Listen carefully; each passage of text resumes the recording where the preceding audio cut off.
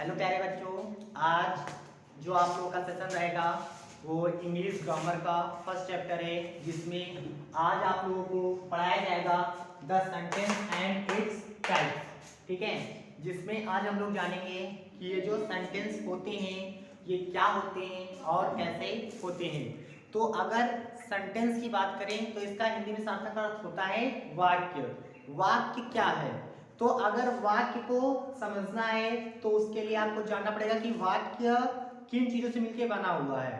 तो जो आपका एक वाक्य होता है वो छोटे छोटे शब्दों से मिलकर के बना होता है। हम यह भी कह सकते हैं कि शब्दों का वह समूह जिसको एक व्यवस्थित क्रम में रखने पर उसका एक पूर्ण अर्थ निकले उसे वाक्य कहते हैं। अगर दूसरे शब्दों में अगर इसे हम लोग कहें तो कह सकते हैं a group of words which make a sense is called a sentence।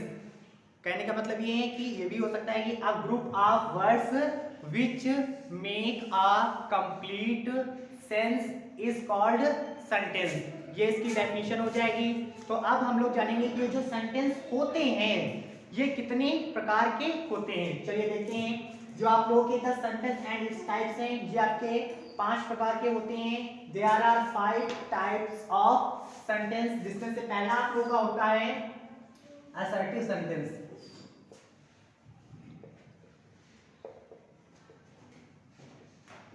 Assertive sentence होता है और जिसे हम लोग कहते हैं साधारण वाक्य। साधारण वाक्य। और ये जो आपके असर्टिव सेंटेंस होते हैं ये 2 प्रकार के होते हैं आपके। एक होता है आपका अफर्मेटिव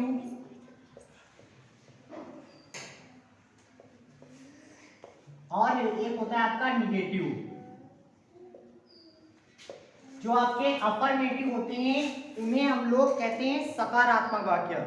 सकारात्मक वाक्य का मतलब ये होता है कि ऐसे वाक्य जिनमें आपका जो उत्तर आएगा वो हाँ में आएगा, वो आपके अफर्मेटिव वाक्य होते हैं। तो इसके लिए हम लोग सकारात्मक लिख देते हैं हाँ के लिए, हाँ के लिए। और जो निगेटिव वाक्य होते हैं उनका मतलब होता है नकारात्मक वाक्य। नकारात्मक वाक्य मतलब इनमें जो आपका सेंस, इसमें जो आपका अर्थ निकलेगा वो आपका ना में निकलेगा। ना का मतलब नहीं। ये आपके पहला वाक्य हुआ, ये आपका सेंटेंस टाइप का पहला पार्ट हुआ। अगर इसका दूसरा पार्ट देखेंगे तो दूसरा होता है आपका इंट्रोगेटिव।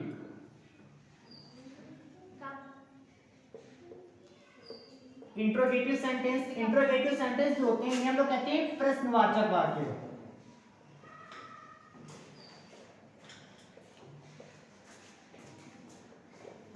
अब जो आपके प्रश्नवाचक वाक्य होते हैं इनमें आप लोगों को किसी भी वाक्य के अंत में अगर प्रश्नवाचक चिन्ह, जिसका मतलब होता है क्वेश्चन, अगर ये मिल जाता है तो आप जान जाओगे कि ये आपका जो सेंटेंस है वो प्रश्नवाचक है। या फिर हम लोग उसे क्या कह सकते हैं, इंट्रोगेटिव सेंटेंस भी कह सकते हैं। ये भी आपके 2 प्रकार के होते हैं। There are 2 types of interrogative sentence. आप इनकी चर्चा आगे करेंगे। पहले हम लोग जानेंगे कि जो आपके सेंटेंस होते हैं इनके जो 5 पार्ट होते हैं पहले हम इनके बेसिक रूप से जानेंगे, इनके ये होते क्या क्या है। बाकी चर्चा हम लोग बाद में सेशन में करेंगे। अब इसका तीसरा पार्ट जो है आप लोगों का वो आपका होता है इंपरेटिव।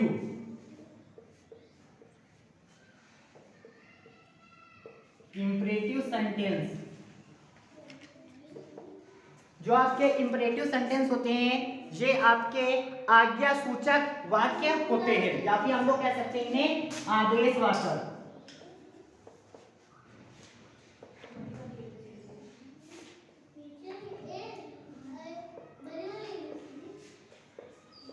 ऐसे वाक्य जिनमें आदेश, विनती, सलाह, जब इस तरीके से वाक्य का अर्थ निकलता है तो उन वाक्यों को हम लोग इंपरेटिव सेंटेंस के अंतर्गत रखते हैं। और अब आपका जो चौथा सेंटेंस का पार्ट होता है उसे हम लोग कहते हैं ऑप्टेटिव। Optative sentence. जो आपके ऑप्टेटिव सेंटेंस होते हैं इनको हम लोग कहते हैं इच्छावाचक। अब इच्छावाचक वाक्य कौन से होते हैं ये भी जान लें। देखो, इच्छावाचक कहने का मतलब वाक्य का अर्थ से कि जो इच्छाओं पे डिपेंड करे। यदि आप किसी से प्रसन्न हैं तो आप उसे आशीर्वाद दें, और लेकिन यदि आप किसी से नाराज हैं तो आप उसे श्राप भी दे सकते हैं। ठीक है, तो जब कभी आपके मन में किसी के प्रति दोष या घृणा होगी तो आप उसे श्राप देंगे। कहने का उद्देश्य है कि जब आपको ऐसे वाक्यों का अर्थ निकले कि उसमें श्राप हो या आशीर्वाद हो या आपकी शुभकामनाएं हो, तो उन वाक्यों को हम लोग ऑब्जेक्टिव सेंटेंस में रखते हैं। और जो आपका चौथा है, पांचवा है, जिसे हम लोग कहते हैं एक्सक्लेमेटरी। एक्सक्लेमेटरी जो आपके सेंटेंस होते हैं, इन्हें हम लोग विस्मयादिबोधक बोलते हैं। विस्मयादिबोधक वाक्य। अब विस्मयादिबोधक वाक्य कौन से होते हैं समझते हैं। विस्मयादिबोधक वाक्य ऐसे वाक्य होते हैं जो किसी घटना के विषय में बताते हैं, किसी घटना के विषय में बताते हैं, या फिर जब कभी कोई आपका कार्य अचानक हो जाए, अचानक आपके मन में हंसी का भी भाव उत्पन्न हो सकता है, या अचानक कोई आप ऐसी बात सुन लें जिससे आपके मन में दुख का भाव उत्पन्न हो जाए, तो उन वाक्यों को हम लोग एक्सक्लेमेटरी सेंटेंस के अंतर्गत लिखते हैं। और इनमें आप लोगों का एक मार्क चलता है जिसे हम लोग एक्सक्लेमेटरी मार्क भी कहते हैं। तो आज आप लोगों को ये जो बताया गया है the sentence and it's type, ये आपके 5 प्रकार के होते हैं। कहने का उद्देश्य ये है कि हम लोग ये भी कह सकते, आप अगर the sentence and it's type की कोई आपसे डेफिनेशन पूछे तो आप उन्हें बता सकते हो, a group of words which make a complete sense is called a sentence. मतलब शब्दों का वह समूह जिसको एक निश्चित क्रम में रखने पर उसका एक पूर्ण अर्थ प्राप्त हो, उसे हम लोग सेंटेंस या वाक्य कहते हैं। और जो आपके सेंटेंस के टाइप्स होते हैं वो 5 प्रकार के होते हैं। पहला आप लोग का असर्टिव सेंटेंस होता है, दूसरा आपका इंटरोगेटिव होता है, तीसरा आपका इंपरेटिव होता है, चौथा आपका ऑब्जेक्टिव और पांचवा आपका एक्सक्लेमेटरी। अगर हम लोग इन सेंटेंस के एग्जांपल समझें तो कुछ एग्जांपल इस तरीके से होंगे। एग्जांपल जो देखते हैं जरा, एग्जांपल क्या होते हैं इनके। अगर हम लोग इसका पहला एग्जांपल देखें असर्टिव सेंटेंस का। असर्टिव सेंटेंस मतलब आपका जो सेंटेंस होगा वो एकदम साधारण होगा। आपका जो सेंटेंस होगा वो एकदम साधारण होगा। जैसे इसमें आप लोगों का सेंटेंस दे दिया जाए,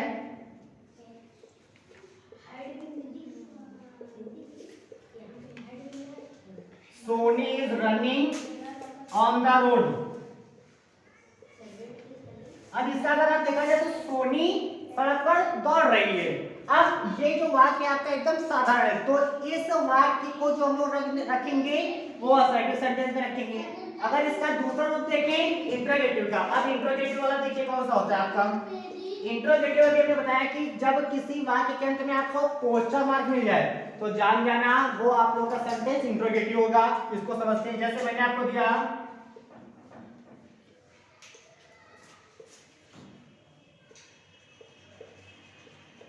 अब अगर आप इसको देखेंगे वेयर डू यू लिव, आप कहाँ रहते हैं, आप कहाँ रहते हैं, तो लास्ट में देखो क्वेश्चन मार्क मिला।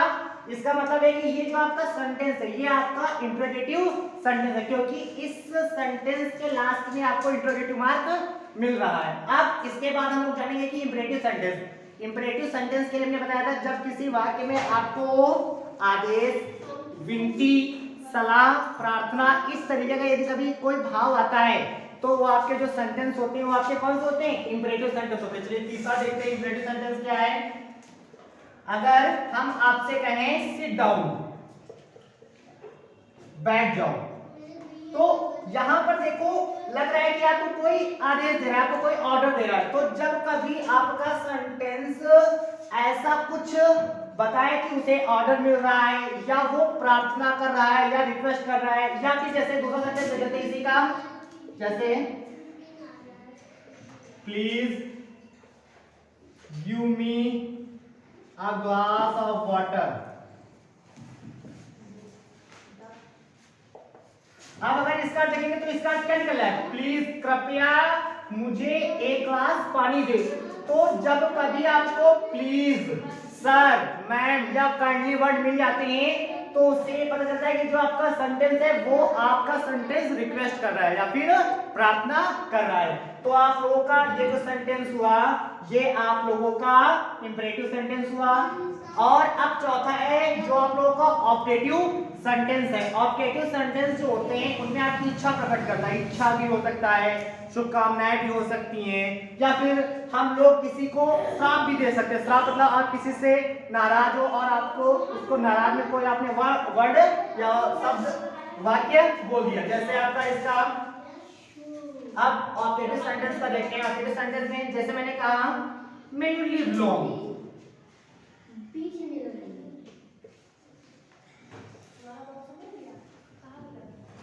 अगर इसका अर्थ देखेंगे तो इसमें निकला है मे यू लिव लॉन्ग, आप दीर्घायु हो। आप दीर्घायु का मतलब क्या कि आपकी जो उम्र है वो लंबी हो, मतलब आप अधिक वर्षों तक जीवित रहो। अगर आप किसी से खुश है, प्रसन्न है, तो आप उसे आशीर्वाद दे रहे हैं। तो अब यहाँ पे आशीर्वाद का जो वर्ड निकलना है वो आपका ऑब्जेक्टिव सेंटेंस के अंतर्गत आएगा। अब जो आप लोगों का लास्ट जो आप लोगों का सेंटेंस टाइप है वो आपका पांचवा एक्सक्लेमेटरी। जो आपके एक्सक्लेमेटरी सेंटेंस होते हैं हमने बताया था उनमें आपका काम क्या होता है, अचानक होता है और उसके लिए आपको लास्ट में क्वेश्चन एक्सक्लेमेटरी मार्क मिलता है। एक्सक्लेमेटरी मार्क कुछ सेंटेंसों के अंत में भी आता है और एक्सक्लेमेटरी कुछ वर्ड होते हैं जैसे ओ आर एलॉस ब्रोवो हुर्रे। जब इस तरीके के आपके वर्ड आते हैं तो उन वर्ड के साथ आपका एक्सक्लेमेटरी मार्क आता है। जैसे अगर एक यहाँ पे सेंटेंस लिखे जैसे मैंने लिखा हुर्रे,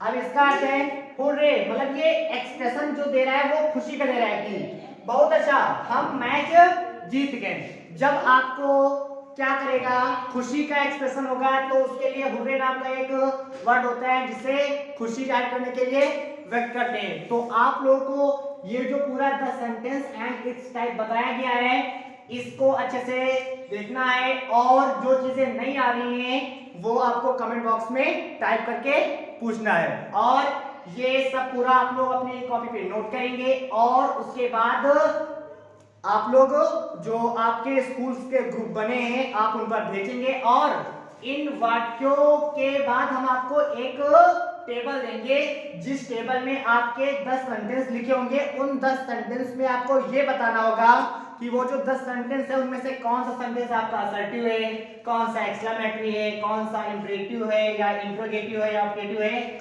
उन सेंटेंस के आगे आपको लिख करके भेजना है। Thank you.